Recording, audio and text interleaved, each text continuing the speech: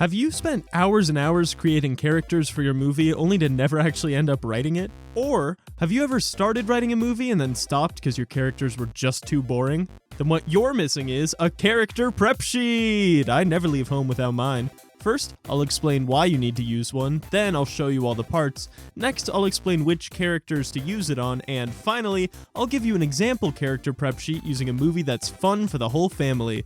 How about Shrek? Now, the main reason you need a character sheet is so you can have a character arc. That just means your character starts the movie one way, slowly changes throughout, and ends up different, having learned some lesson. Which is nice because it makes us feel satisfied at the end of a movie rather than wondering why we watched that whole thing. The way we express a character arc in the prep phase is by giving your character a want and a need.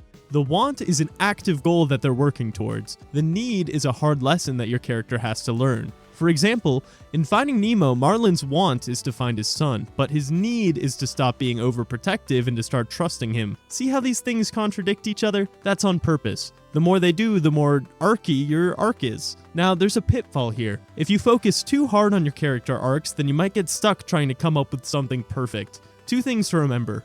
1, character arcs are never more important than having a good story that makes sense. And 2, character arcs become much more clear after your first draft. So try your best to come up with a fitting arc, but keep an open mind, because you might stumble onto a better one along the way. With all that said, let's dive into the prep sheet. There are 10 parts to the character prep sheet. I'll run them down real quick and give my thoughts on them. First up, name. Simple enough. Only rule here is to avoid having any names that sound too similar. If your two main characters are Matt and Max, you could see how that might be confusing for a reader. Next, role and story. This is what I put in parentheses next to the name. It could be hero, villain, love interest. If the movie takes place in an office building, maybe it's everyone's job title. Just immediately state each person's relevance so you don't have to dig through the details for it. Strengths. What makes your character cool? What makes him interesting? What makes you want to write about him? Weaknesses. Not the same thing as your need. These are flaws. They can be related but not restated. Likes. This can be anything. Hobbies, favorite foods, music, art. An unexpected guilty pleasure can do a lot to give your characters dimension too. Like if a tough guy loves ABBA. We love contradictions. Dislikes. Same here. Specificity is better. What secretly annoys them? Hell, what do they hate about the other characters? Wants. The character's usually selfish motivation for going on the journey. Like in Avatar, Jake Sully's want isn't to show the military where the unobtainium is, it's to get his legs back, which the military will help him do if he blah blah blah blah blah obtainium. Needs. Now, not every character is going to have a want and a need that creates an arc. I'll get into that in a second. Celebrity casting. Kinda weird, but hear me out. It helps a lot writing dialogue and discovering the character's voice to give them a corresponding actor or actress. For example, Danny DeVito is going to sound pretty different compared to Patrick Stewart. That said, any image in the corner will do as long as it helps you. If the character's based on your friend, put your friend. If you're writing a cartoon, you can use a drawing. It's nice to have a visual shorthand for all the stuff you've written thus far. And finally, last but not least, the floating 10. This is a random bonus detail that's specifically relevant to your movie. If you're writing Harry Potter, this is where you'd put Gryffindor, Slytherin, the other ones. Favorite music for band movies, favorite movies for movie buff movies, you name it. The floating 10th can do it all, and it gives us a nice even number, which is cool.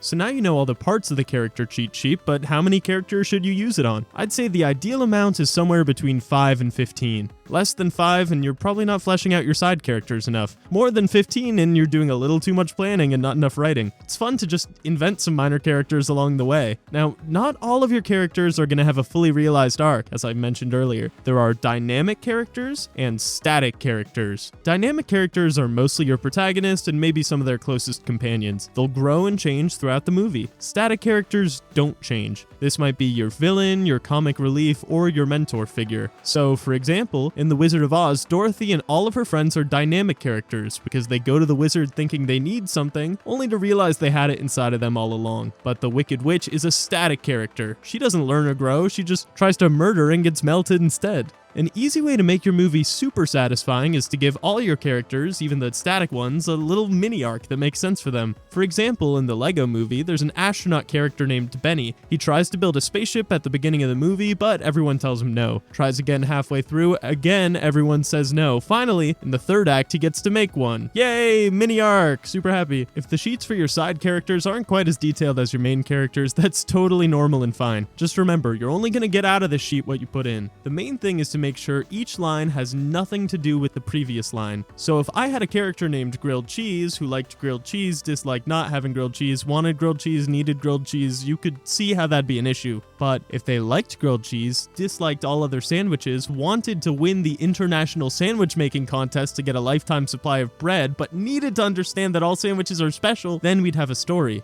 A bad story, but it's still a story. Which brings us to... We're gonna fill out all the details for Shrek just so you get the picture. Name, Shrek. Role, protagonist, hero, main character. Strengths, strong, funny, authentic. Weaknesses, grumpy, rude, bottles things up. Likes, mud baths, passing gas, joking around. Dislikes, angry mobs, annoying sounds, being judged. Wants, to be left alone. Needs, to open up to others. Celebrity casting, Chris Farley, because he's big and funny but has a lot of heart. And for the floating 10th, we'll put fairy tale references since it's a fairy tale movie. So fairy tale archetype, monster/villain. So now we have everything we need to know about our main character all on one page and in barely any time at all. If this video helped you, please give it a like. It's a growing channel, so every single like helps, and subscribe for your own sake, because next week we're going over outlining. It's gonna be a good one. See you then.